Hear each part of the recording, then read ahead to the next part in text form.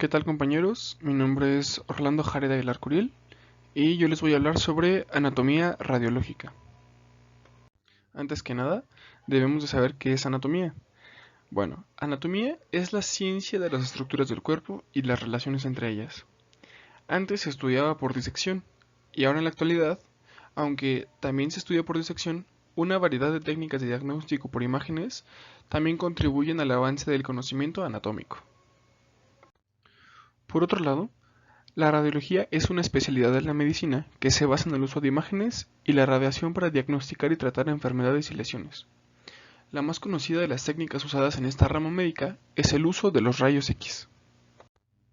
Ahora que sabemos la definición de anatomía y radiología, podemos decir que la anatomía radiológica es una rama de la anatomía aplicada al estudio y a la descripción de los diferentes aparatos, sistemas y partes del cuerpo. El procedimiento de los rayos X. Un haz de rayos X atraviesa el cuerpo y produce una imagen de estructuras internas en una película sensible a los rayos X. La imagen bidimensional resultante es una radiografía, por lo que un gran número de estructuras se superponen entre sí en la radiografía debido a ser bidimensional. Algunas consideraciones que debemos de tener en cuenta es que los rayos X no atraviesan con facilidad estructuras, por lo que los huesos aparecen blancos y las estructuras huecas como los pulmones aparecen negros. Las estructuras con densidad intermedia como la piel, grasa y los músculos aparecen en diversos grados de gris. Esto se debe a que los tejidos absorben diferentes grados de radiación según su densidad y número atómico. Por ejemplo, el aire absorbe la menor cantidad de rayos X y aparece con el color más oscuro en las radiografías convencionales. La grasa aparece con un color gris algo más oscuro, se puede decir que más negro que los tejidos blandos. El líquido, tejidos blandos, líquido, como por ejemplo la sangre, y los tejidos blandos, como por ejemplo el músculo, tienen la misma densidad en las radiografías convencionales. Por otro lado, el calcio es un material natural más denso, por ejemplo los huesos, absorbe una mayor cantidad de rayos X. Y por último, el metal. Generalmente absorbe todos los rayos X y aparece con el color más blanco, como por ejemplo balas. Luego de hablar de las consideraciones que anteriormente se mencionaban, surgen dos nuevos términos, radiopaco y radiolúcido. Radiopaco es todo aquel cuerpo que ofrece resistencia a ser atravesado por los rayos X y aparece en la radiografía como una zona blanca. Y radiolúcido es el término que se emplea en la acentuación de los rayos X. Es todo aquel cuerpo que se deja atravesar por la energía radiante y se visualiza como una zona negra. Por ejemplo, aquí en esta radiografía de tórax podemos ver una bala en el mismo. La bala, al ser un cuerpo metálico, ofrece resistencia a ser atravesado por los rayos X y se torna de un color blanco, incluso podemos decir que blanco brillante, debido a su densidad y a su número atómico. Por mencionar algunas de las funciones o aplicaciones que se le pueden dar a los rayos X, algunas de ellas es localizar y detectar la forma y extensión de lesiones. Otra puede ser ayudar a deducir el carácter macroscópico de las lesiones y detectar lesiones metastásicas, viscerales o esqueléticas. Otro ejemplo puede ser proporcionar detalles acerca de la conformación interna de los tumores y las alteraciones que causan el tejido, o aportar información sobre el crecimiento. Interpretación de las radiografías. El abordaje sistemático será diferente para cada parte del cuerpo y para cada proyección en particular.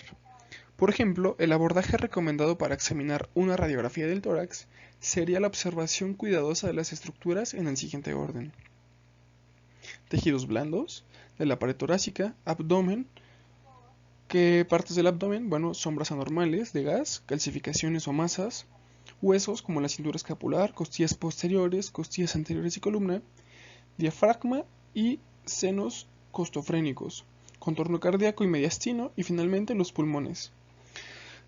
Para radiografías de las extremidades se podría proceder de este modo: tejidos blandos, cada hueso, por su corteza, médula y periósteo, y finalmente cada articulación. Existen diversos tipos de proyecciones o posiciones, y bueno, hay que saber que cada una tiene sus ventajas, ya sea para un estudio de muestreo o cierta posición para demostrar una patología específica. Algunos tipos de proyecciones puede ser la posición de cúbito supino, la bipedestación, la proyección lateral o la bipedestación en una posición postero-anterior en lugar de antero-posterior. Esas son algunas de las proyecciones radiológicas. Y pues bueno, el uso de una posición particular del paciente depende de los datos clínicos proporcionados, la patología presumible y el estado físico del enfermo. En esta ocasión vamos a tomar, por ejemplo, una radiografía torácica técnicamente aceptable, pero vamos a revisar 5 factores o 5 puntos que deben de ser tomados para toda radiografía, es decir, para tomar una radiografía buena, una buena radiografía que tenga una técnica aceptable. ¿Cuáles son los factores? El primero es la penetración, y hay que visualizar la columna vertebral debe ser visible a través del corazón. En inspiración deben ser visibles al menos 8 o 9 costillas posteriores. Es muy importante que se vean las costillas posteriores. Esto tomando en cuenta de que se toma la radiografía en una posición antero-posterior. Otro factor es la rotación. La apófisis espinosa debe ser equidistante respecto a los extremos mediales de las clavículas. Por otro lado está la magnificación, en donde las radiografías antero-posteriores, principalmente las obtenidas con aparatos portátiles, conllevan una ligera magnificación del tamaño del corazón. Y por último la angulación, que normalmente la clavícula tiene una configuración en S y en el extremo medial se superpone sobre las costillas tercera o cuarta. A continuación podemos ver una proyección frontal de un tórax normal, es decir, es una radiografía buena o técnicamente aceptable. El grado de penetración de esta radiografía es el correcto porque se puede visualizar la columna vertebral a través de la silueta cardíaca. El grado de inspiración es bueno ya que se visualizan casi 10 costillas posteriores. También se pueden observar que el paciente no está rotado porque la apófisis espinosa, que es la flecha negra continua, se encuentra equidistante a las apófisis claviculares. Existe poca magnificación porque se trata de una imagen torácica postero-anterior. El extremo medial de la clavícula se superpone en la primera costilla anterior, por lo que no existe angulación. Y bueno, al ser una radiografía técnicamente aceptable, cuenta con los 5 factores que es la penetración, inspiración, rotación, magnificación y por último, la angulación. A continuación se pueden ver 2 radiografías torácicas, ambas frontales, una con penetración insuficiente y una con penetración excesiva. Podemos decir que una radiografía frontal de tórax muestra penetración insuficiente, es decir, que la imagen es demasiado clara, cuando no somos capaces de visualizar la columna a través del corazón. La penetración insuficiente puede dar lugar al menos a 2 errores en interpretación. En primer lugar, el hemidiafragma izquierdo puede no ser visible en la radiografía frontal debido a que la base del pulmón izquierdo puede aparecer opaca. Este artefacto técnico podría simular o bien ocultar una enfermedad real en el campo correspondiente a la parte inferior del pulmón izquierdo, como por ejemplo una neumonía en el lóbulo inferior izquierdo o un derrame pleural izquierdo. Una solución para esto es evaluar la radiografía torácica lateral para confirmar la presencia de enfermedad en la base izquierda. Una radiografía torácica lateral. En segundo lugar, la trama pulmonar, que corresponde fundamentalmente a los vasos sanguíneos de los pulmones, puede aparecer con una prominencia mayor de lo habitual, lo cual puede llevar a la conclusión errónea de que el paciente sufre insuficiencia cardíaca congestiva o fibrosis pulmonar. Una solución a esto es buscar otros signos radiológicos de insuficiencia cardíaca congestiva. Estudiar la radiografía torácica lateral puede confirmar la presencia de un incremento de la trama pulmonar, la presencia de enfermedad del espacio aéreo o la existencia de derrame en la base izquierda que podría sospecharse en la radiografía frontal. Y un artefacto por penetración excesiva es si el estudio muestra una penetración excesiva, es decir, que la imagen es demasiado oscura, la trama pulmonar puede parecer reducida o inexistente.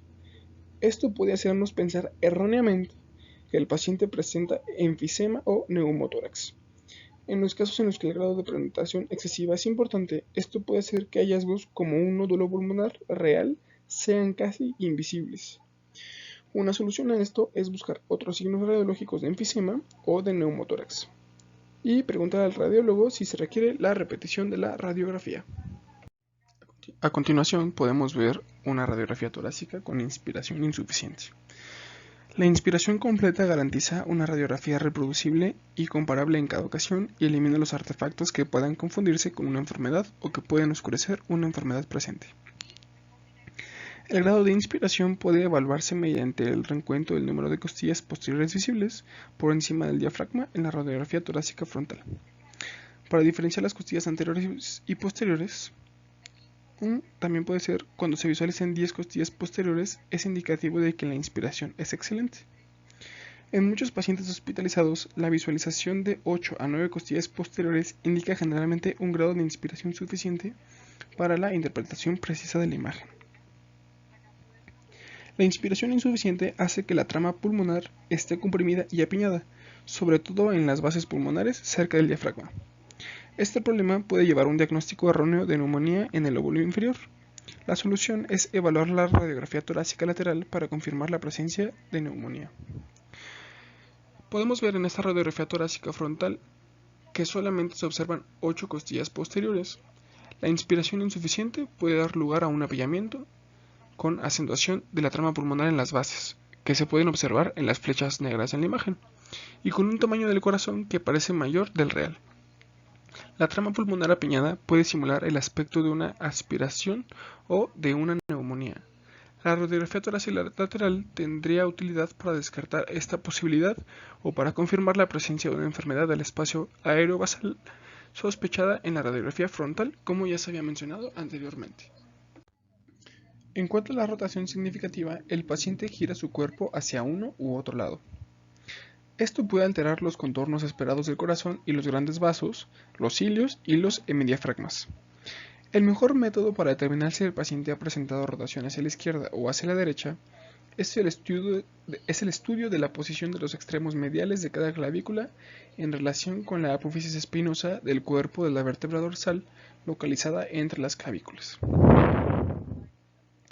Hay que saber que los extremos mediales de las clavículas son las estructuras anteriores y la apófisis espinosa es una estructura posterior. Entonces, si la apófisis espinosa parece ser equidistante de los extremos mediales de cada clavícula en la radiografía, no hay rotación. En cambio, si la posición espinosa parece más cerca al extremo medial de la clavícula izquierda, el paciente presenta rotación hacia su propio lado derecho. Y si la apófisis espinosa aparece más cerca al extremo medial de la clavícula derecha, el paciente presenta rotación hacia su propio lado izquierdo. Estas relaciones son así con independencia de si el paciente está de cara al tubo de rayos X o al chasis en el momento de la exposición. Artefactos por rotación excesiva.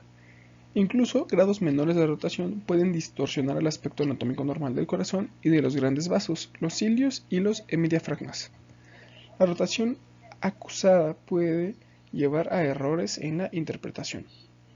Los hilios pueden parecer con un tamaño mayor en el lado rotado más lejano respecto al chasis, debido a que los objetos alejados del chasis tienden a presentar una magnificación mayor que los cercanos a este. Una solución para esto es evaluar el hilio de la radiografía lateral, para comprobar si en esa proyección existe también un aumento del tamaño iliar o de la región iliar, y comparar el estudio actual con estudios previos del mismo paciente para evaluar los cambios. A continuación veremos unos ejemplos de lo que se mencionaba en la diapositiva anterior sobre la rotación. Aquí podemos ver tres radiografías, la radiografía A, la radiografía B y la radiografía C, en donde en la radiografía A la visión focalizada de los apófisis de las clavículas con demostración de que ambas están señaladas con flechas blancas, son aproximadamente equidistantes a la apófisis espinosa del cuerpo vertebral que queda entre ellas, que está señalada en flecha negra. Esto indica que el paciente no está rotado. En cambio, en la imagen B, la visión focalizada de las apófisis de las clavículas en un paciente con rotación hacia su lado derecho, hay que tener en cuenta que estamos visualizando el estudio como si el paciente estuviera de cara hacia nosotros. La apófisis espinosa, que está señalada con una flecha negra, está mucho más cerca de la apófisis de la clavícula izquierda, que es una flecha blanca discontinua, que a la apófisis de la clavícula derecha, que es una flecha blanca continua. Y en la radiografía C, la visión focalizada de la apófisis de las clavículas en un paciente con rotación hacia su lado izquierdo, la apófisis espinosa, que está señalada con una flecha negra, está mucho más cerca a la apófisis de la clavícula derecha, que es una flecha blanca continua, que a la apófisis de la clavícula izquierda, que es una flecha blanca discontinua. Entonces aquí podemos ver de acuerdo a las clavículas y a la apófisis espinosa si el paciente está de frente o rotado o ligeramente girado hacia el lado izquierdo o hacia su lado derecho. A continuación hablaremos sobre la magnificación. La magnificación por lo general no es un problema cuando se valora la anatomía pulmonar normal, pero dependiendo de la posición del paciente respecto al chasis, la magnificación puede afectar la valoración del tamaño del corazón. Cuanto más cerca esté un objeto de la superficie sobre la que está siendo reproducido, mayor similitud existe entre su tamaño real y el que aparece en la imagen. El problema es que cuando más alejado esté un objeto de la superficie sobre la que está siendo reproducido, mayor magnificación presenta. En la radiografía torácica PA estándar, es decir, en la obtenida en la proyección posterior-anterior, el corazón, que es una estructura anterior, está más cerca de la superficie de obtención de la imagen y por tanto el tamaño que se observa es similar a su tamaño real. En un estudio PA, el haz de rayos X entra por una posición P, es decir, posterior, y sale por una posición A, es decir, anterior. La radiografía torácica frontal estándar suele ser una exposición PA. En una imagen AP, es decir, obtenida en la proyección antero-posterior, el corazón está más alejado del chasis y por tanto muestra una ligera magnificación. En un estudio AP, el haz de rayos X entra por una posición A, es decir, anterior, y sale por una posición P, es decir, posterior. Las radiografías torácicas obtenidas a la cabecera del paciente y con dispositivos portátiles son casi siempre AP. Por tanto, el corazón siempre muestra un tamaño ligeramente mayor en una imagen AP que en una imagen PA. Hay otra razón por la que el corazón parece tener un tamaño mayor en una imagen torácica AP obtenida mediante un dispositivo portátil que en la radiografía torácica PA estándar. La distancia entre el tubo de rayos X y el paciente es menor cuando se obtiene una imagen AP con un dispositivo portátil aproximadamente a 100 centímetros o 1 metro, que cuando se obtiene una radiografía torácica PA estándar obtenida por convención a 180 centímetros o 1.8 metros. Cuanto mayor es la distancia entre la fuente de rayos X y el paciente, menor es el grado de magnificación. A continuación hablaremos acerca de la angulación. Normalmente el haz de rayos X tiene un trayecto horizontal, es decir, paralelo al suelo.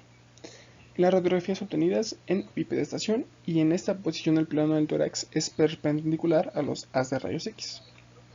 En concreto, los pacientes hospitalizados pueden no ser capaces de sentarse en posición erguida en la cama, de manera que el haz de rayos X puede atravesar el tórax mientras el paciente mantiene la cabeza y el tórax inclinados hacia adelante. Esta posición induce el mismo efecto que la angulación del haz de rayos X hacia la cabeza del paciente, y la imagen obtenida de este modo se denomina proyección lordótica apical del tórax.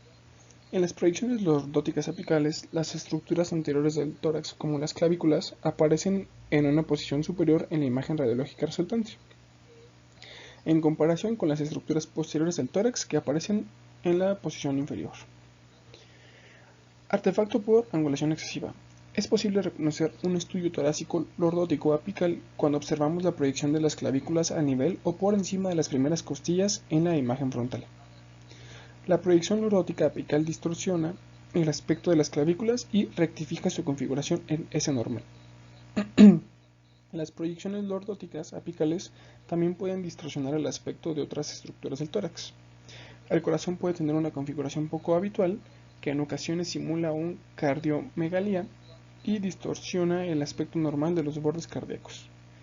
El borde bien definido del hemidiafragma izquierdo puede perderse, lo que puede llevar a confusión con un signo de derrame pleural izquierdo o de neumonía en el lóbulo inferior izquierdo. Una solución a este problema por angulación es aprender a identificar los artefactos técnicos y la forma con la que puede distorsionar la anatomía normal. Consultar con un radiólogo cuando la imagen es confusa. Por último, recordaremos los puntos claves para la identificación de una radiografía torácica técnicamente aceptable, que son 5 puntos o 5 parámetros, que es la penetración, la inspiración, la rotación, la magnificación y la angulación. Recordemos que durante este video Se tomó como ejemplo una radiografía torácica técnicamente aceptable, pero estos 5 parámetros anteriormente mencionados son aplicados para cualquier radiografía en cualquier parte del cuerpo. Tomando en cuenta que es un ejemplo de radiografía torácica, debemos mencionar que si la radiografía torácica muestra una penetración suficiente, podemos visualizar la columna vertebral a través del corazón. La radiografía con penetración insuficiente, que es demasiado clara, puede ocultar la base pulmonar izquierda y suele acentuar falsamente la trama pulmonar, mientras que la radiografía con penetración excesiva, que es demasiado oscura, puede simular un enfisema o un neumotórax. Si el paciente ha realizado una inspiración adecuada, debemos observar al menos 8 o 9 costillas posteriores por encima del diafragma. La inspiración insuficiente puede simular una enfermedad en las bases pulmonares y también puede hacer que el corazón aparezca con un tamaño mayor del real. Las apófisis espinosas deben ser equidistantes respecto a los extremos mediales de las clavículas, lo cual indica que el paciente no muestra rotación. La rotación puede inducir numerosos artefactos que afectan al contorno del corazón y al aspecto de los ilios y del diafragma. Las radiografías AP o anteroposteriores, obtenidas principalmente con dispositivos portátiles de radiografía torácica, muestran una magnificación ligera del corazón en comparación con las radiografías torácicas PA o posterior-anteriores, estándar que generalmente se realizan en el departamento de radiología. Las proyecciones frontales del tórax obtenidas mientras el paciente permanece en una posición de semidecúbito en la cama con inclinación hacia atrás pueden ofrecer imágenes lordóticas apicales que distorsionan la anatomía normal. Por mi parte ha sido todo. Mi nombre es Orlando Jared Aguilar Curiel y espero me hayan entendido.